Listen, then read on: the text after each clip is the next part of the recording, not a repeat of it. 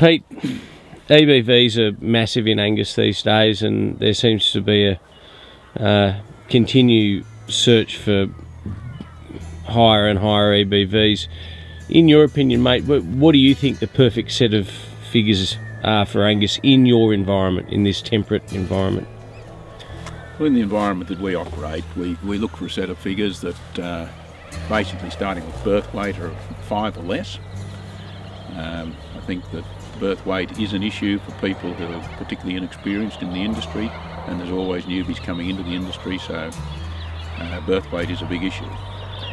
We place probably more emphasis on 400-day growth than 600, although the way the breed plan is structured, it's nearly a linear graph, and it's very, very difficult to actually get animals that tail off at 600 compared to 400. But 400 is our particular forte. Through to the carcass side, we're looking for slightly positive fat. We don't want it heavily positive, but slightly positive. That gives us a bit more reserve on the cows' backs. It gives us a better fertility regime in tougher times, and it also gives us easier finishing cattle to meet the market specs without getting to be too heavy for the trade we wanted to put those cattle into.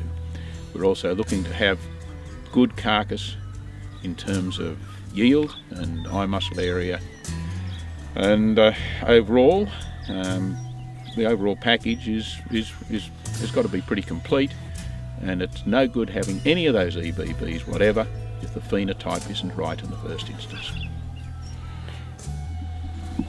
Pete, these steers appear to be doing pretty well on basically nothing, mate.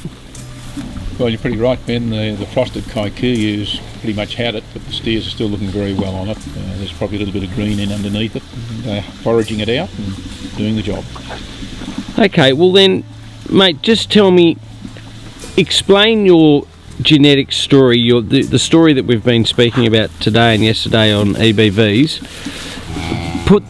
We're now looking at the result of your EBV, so just explain to us again the benefits of why you breed what you're breeding. Well, I think the end result is, as you say, the steers, and the moderate frame size makes them, plus the positive fat, makes them just that little bit easier doing when you get into this sort of a winter situation. And we'll still have these steers going forward right through this winter, I believe now, because of the genetics that have been selected to do naturally on grass over a very long period of time.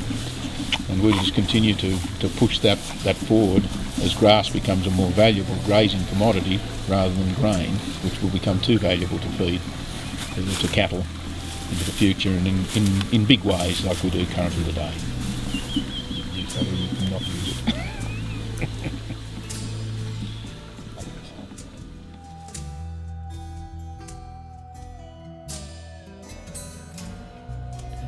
Pete, Talooby's got a pretty amazing history. Tell me what's in store for Talooby over the next 10 years.